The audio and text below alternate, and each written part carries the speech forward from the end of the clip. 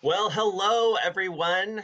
Welcome. I'm Jason Kelly. I'm the co host of Bloomberg Business Week on television and radio, also the New York bureau chief for Bloomberg. But as you could probably tell, I am not in the New York bureau like many of you, working from home. And if you see some things behind me that make you think, wow, does that belong to a 2 year old?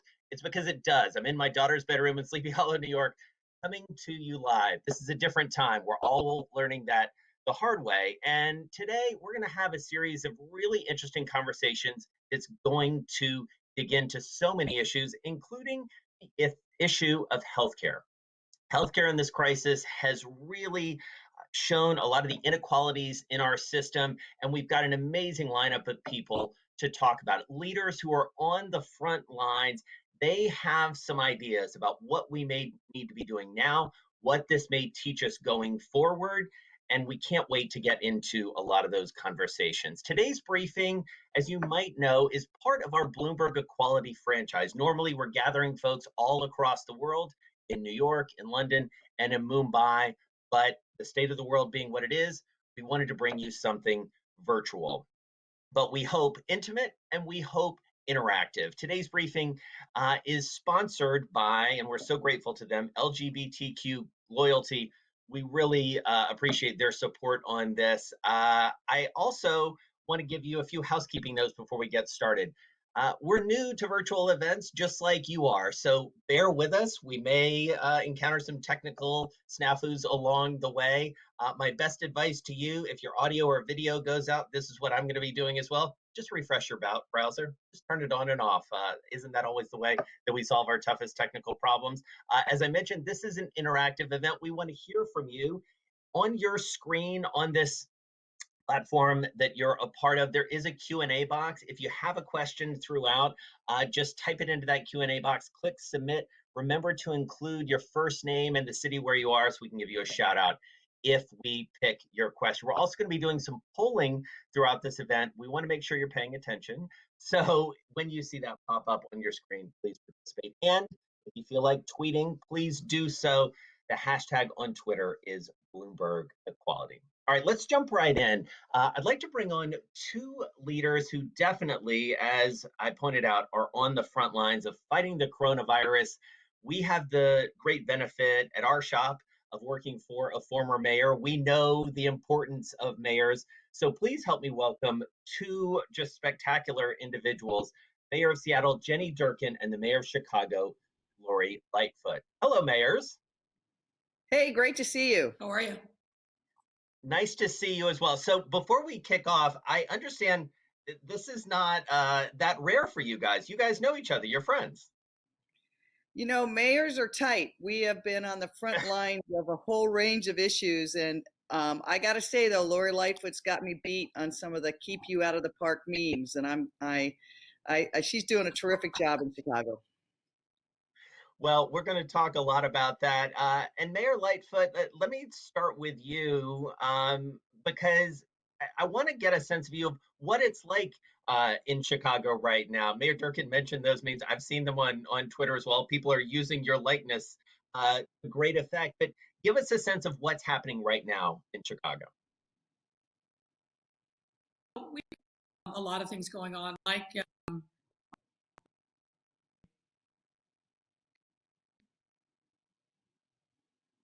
I think we're having a little bit of trouble with Mayor Lightfoot's audio here. Mayor Durkan, let me pivot back to you because we do have a situation here where you guys, for better and worse, were very much ahead of a lot of the rest of the country, certainly those of us here on the East Coast. What's the most important thing that you've learned that maybe we should be taking into account at this point? I think two things. First is the virus sets the rules. It is voracious and it spreads so rapidly. And so we learned really quickly that by the time we saw and recognized that there were positive cases, we already had community spread and had to act with some of the great restrictions that we did. So the first thing is the virus sets the rules. And the second thing is you really have to come together as a community. The only way social distancing and these restrictions work is if the social contract works and people do what you ask them to do. And so far in Seattle, we've been super fortunate that people have done what we've asked, from employers having people telecommute to people do social distancing. And as a result, we've had one really positive effect, and that is we seem to have bent our curve and are on the way down. But the negative effect is it has been devastating on our local community. The people who had the less economic resilience were the ones to feel it first. And so we've been pushing really hard. How do we support those people? And it'll tie right into what our topic today is, because this virus has really shown a bright light on all the social inequities that were already existing in our society, in our city. And we know that those are the people who suffered the most. The social determinants of healthcare and health and well-being are being shown really quickly. And that's the things we have to focus on to change as we come out of this. All right, so Mayor Lightfoot, I think we have you back with us. Sorry about that little technical glitch. I warned everybody that this could happen. So, Mayor Lightfoot, what lessons did you learn, from seeing what happened in places like Seattle, Los Angeles, San Francisco, but especially there in the Pacific Northwest, that you said, okay, I definitely want to do that, or maybe this is something I don't need to do as much as we fight this virus?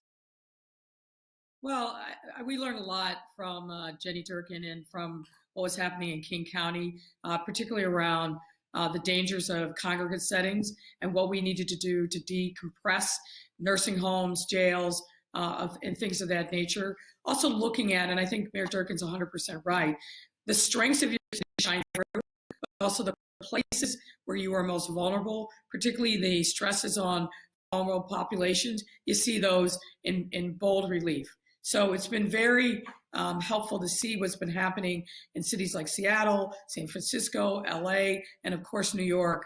And we're probably 2 weeks or so behind where they are in terms of the peak of the spike. But we have announced just yesterday some very good news. We started out in this pandemic seeing cases doubling every 2 to 3 days. We're now looking at every 12 days, which is a flattening of the curve to be sure. We're certainly not out of the woods, but we are seeing progress. And the only reason we're seeing progress is because we've done what Seattle has done, what San Francisco has done, is we've really urged and in some instances ordered people to stay home. We started talking about staying home if you were sick. Now it's you got to stay home. If you're not an essential worker, if you don't need to go out for food, for healthcare, you've got to stay home. And that's made a huge difference. Yeah, absolutely.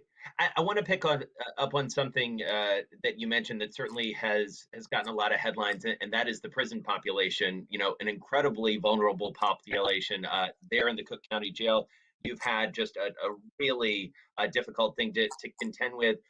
What are you doing about that now? And again, for the rest of us, what lessons can be learned? Because that seems to be one of the most difficult problems that we're facing across the country. Yeah, Cook County Jail is actually outside of the city of Chicago's jurisdiction, but we have been providing technical assistance to the sheriff and the county really from day one around the jail. Congregate settings are hard. There's no question. And jails are set up for people to be in very close quarters. So it's the opposite of what you want in the context of a pandemic. So what we've urged is looking at ways in which you can isolate the people who are sick, put them in quarantine, make sure that you're doing testing of detainees as they're coming into the jail, and certainly upon release. We've been very outspoken in making sure that people who are being released from the jail are coming into a very robust social safety net so that they can get services. If they're sick, that we can put them in locations where they can, if they don't require hospitalization, we've got hotels, we've got other alternative facilities that we're putting people in. But what we know is that there's got to be a tremendous amount of coordination among the various stakeholders. While we don't own responsibility for the jail, the residents that are in the jail are residents of the city of Chicago.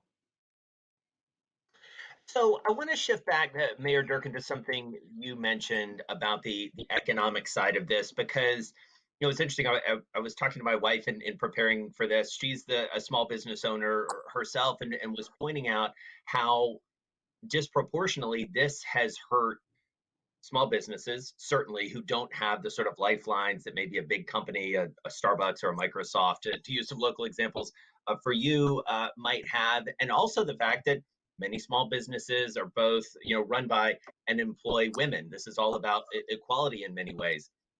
What do we need to do for small businesses at this point? What can you do as a mayor in concert, obviously, with state and federal assistance? So that is a really good point, and I think your wife is exactly right. We turned our dial in phases, and so within literally days of seeing the first positive case, we had the people that work for the city of Seattle telecommute as much as possible, but all of our large employers did that as well. And we saw a part of our city where those large employers were located literally empty out with no workers coming.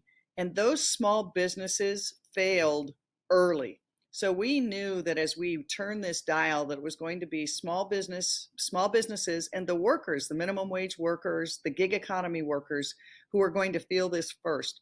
So we tried to get a range of programs as quickly as we could to have some money to provide some resilience until federal funding could come in. We started with a small business relief package where we would get those small micro businesses, primarily owned by people of color and women, to give them $10,000 grants to get them through. We had so many more applications than we had funds available, but we got those out the door this week. And it has helped those businesses. We also wanted to make sure that we could get people some food security. So we converted our block grant money, which is a particular kind of money that cities and local government gets from the federal government. They have a lot of flexibility with. And we converted that into grocery vouchers, working with Safeway and other groceries so that we could get $800 into people's hands for the month. We just extended that program. We've had some people come forward and donate additional, so we'll be able to give it to those workers who've been laid off because of the pandemic. Again, the need far outstrips our ability to do this. Our goal was to try to build as much resilience and get some money into the hands of businesses and workers who felt it first so that they could make it through this really, really difficult time. And so, Mayor Lightfoot, what are you hearing from state and federal leaders in terms of that aid? There's a lot of discussion going on in Washington, but at this point, I think it's fair to say it's more discussion than action, or at least recent action, when it comes to sort of replenishing those funds, especially for small businesses. How do you best advocate for a very diverse economy there in Chicago? Well, I think we're doing some of the same things that Jenny is doing, but we are in constant contact with our senators. Senator Dick Durbin is the #2 on the Democratic side, working with Senator Tammy Duckworth, and then our entire congressional delegation, Republicans and Democrats. We are emphasizing to them that while we certainly appreciate the money that has flowed in the first CARES Act, it's primarily focused around reimbursing cities for expenditures related to COVID. It's not replacing our lost revenues, which is an issue that we really have to focus on the next go round. And Jenny's right. The small business monies just have not flowed in the way that we hoped. Part of that is because the banks that are distributing the loans are focused first and foremost on their existing customer base. We know in our city, and I know it's true in other large cities across the country, that we have a lot of people who are unbanked, maybe don't have a current relationship with a bank. Those are a lot of small businesses. We know that we have businesses that are owned by people who are undocumented. That's another niche. So we actually stood up a $100 million loan fund, and we started pushing those monies out this week as well and last week to really fill that void that's left by the Small Business Administration loans. But we've got to do more, not just for loans, but to grants, because businesses are being crushed. They are being hurt by the closures. Our hospitality industry, restaurants, bars, hotels, the service industries, whether it's a nail salon or a dog walking business, all those amenities that we rely upon on a day-to-day basis, these are the very businesses that I worry greatly about that aren't going to come back. And I'll also add, one of the other things that we're talking to our federal partners about is the concern about foreclosures. We are very much concerned that when we come out of this, the foreclosure rate is going to go through the roof. We know that people are struggling already paying their mortgages, paying rent. We stood up a fund to help with that. But this is a B and T size problem, meaning trillion and billion dollars that are going to have to fix it. There's no city government, no state government that has that kind of discretionary funds. It's only the federal government that can come to the rescue. I want to Such add an interesting point. Yeah. Please. Can I add? I think Lori is exactly right on that. And I think what we have to remember is these businesses close not just by a natural economic development. They closed because it was a government's response to a threat to our nation. And all of these people have suffered these economic harms because of that. And that's why the nation has to step in to try to buffer this. It's the only way we were going to get out of it is we have that kind of scale of support in reopening and coming back and supporting people until we can do that. I also want to just point out another sector that we haven't talked about a little bit, because it's not just small businesses. The front lines of this were the small businesses and the small business workers, but they were our healthcare workers too. And we're now starting to see in the Seattle area that our hospitals have been under tremendous financial stress. They terminated all their elective surgeries and those kinds of things that actually paid the bills. And we have the looming possibility of furloughs in our hospital system. The very frontline workers who got us through this, who saved lives. The federal government needs to step up immediately and make sure that doesn't happen. We can't have a single healthcare worker out of work because everyone thinks we'll have some kind of resurgence of this virus, and we need our hospital and healthcare systems healthy, and that won't happen if we don't have our healthcare workers healthy.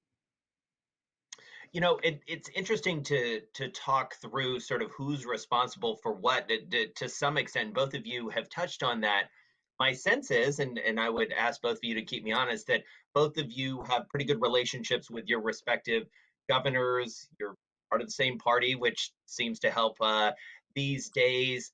We may face a situation in the not too distant future where you're getting one message from the federal government and another message from the state government. In that sort of situation, Mayor Lightfoot, what do you do? How do you sort of square what you may be hearing from Washington with what you're hearing from Governor Pritzker? We're in that situation now, and we've really been in that situation from the very beginning. And it is challenging. There's no question about it. But you know, I think Jenny probably shares my view on this. Our residents demand immediate action and response.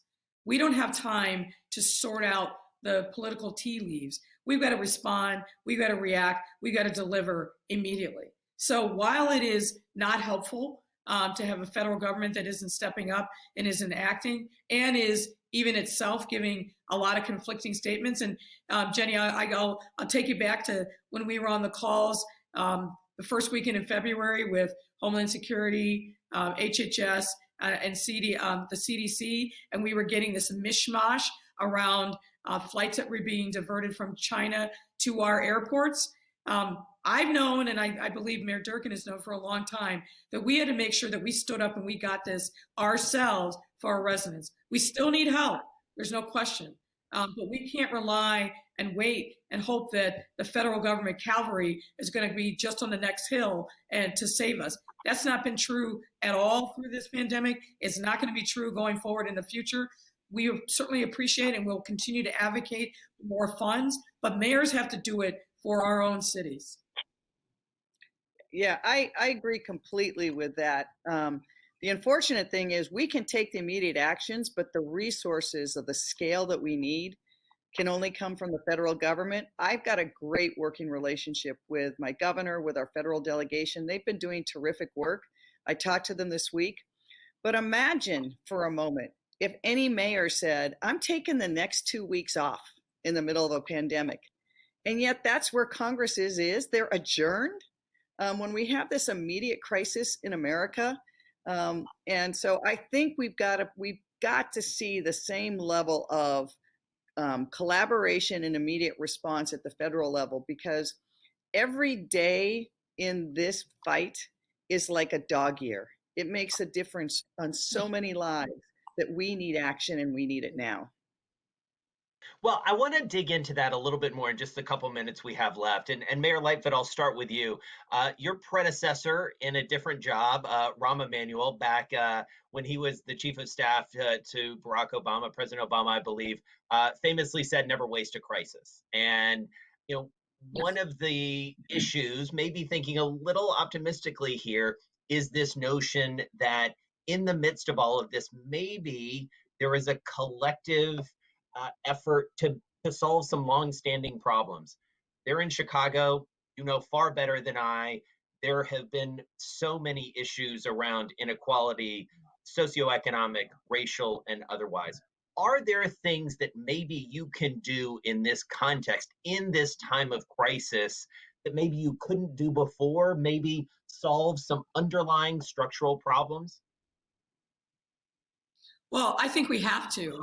I mean, everything that we're doing, all of the outlays of resources, we are looking to build a foundation and infrastructure for the future. So, for example, we announced last week these incredible disparities that we're seeing in the rates in which Black folks are contracting the disease and also dying. And so we are looking at what do we need to do to address these disparities? How do we make sure that the work that we're doing now isn't just a temporary fix, but is building an infrastructure so we can not only highlight the disparities, bring people into connection with the healthcare system, address the underlying issues like diabetes, heart disease, respiratory illnesses, and the like, and make sure that we're doing that in a way that we can really change this going forward. Same thing around hunger in our city. We've spent a tremendous amount of resources making sure that we are feeding people, that we are doing everything we can to reach our young children,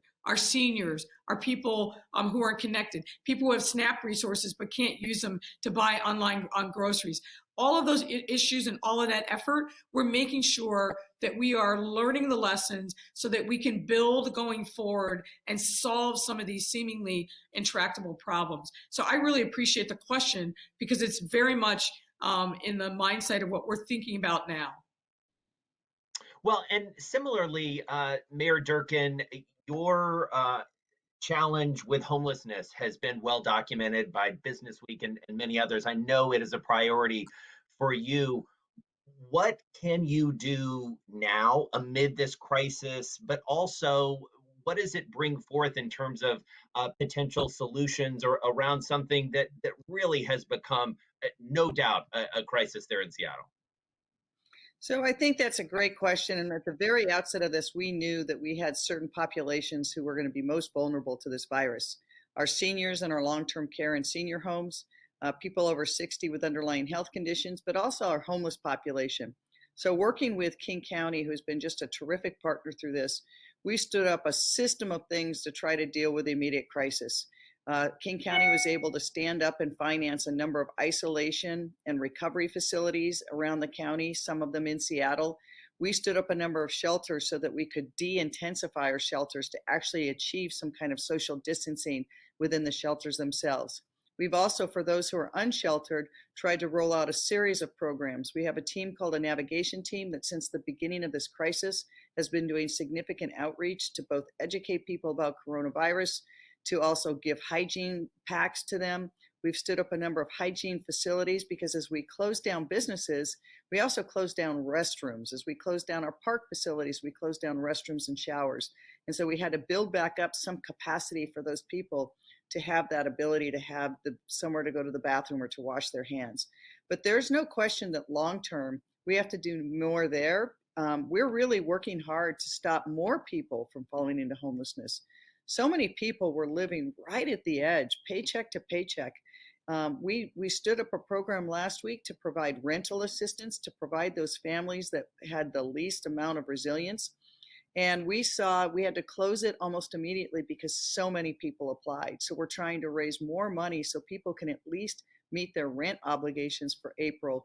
I stopped all evictions, but we don't want people to come out of this in debt. We need people to, we have to try to have people come out of this as stable as possible. And I agree with Lori, we will not have a choice about how we reorder society. If you look at history, when there's been these significant disruptive events and those that really take a broad cut against people in the economy, you have to try to rebuild everything about your democracy and your society to address that, because if you don't, they will. So we have to, the people will demand changes, and we need to lead on that. Well, we're going to leave it on that note, a little bit of a hopeful note. I hope for our audience, really appreciate the two of you spending some time with me and with us this morning. I know it is an amazingly busy time. And as you say, you are on the front lines and, really dealing with these problems head on. So Mayor Jenny Durkan from Seattle, Mayor Lori Lightfoot from Chicago, thank you both so much.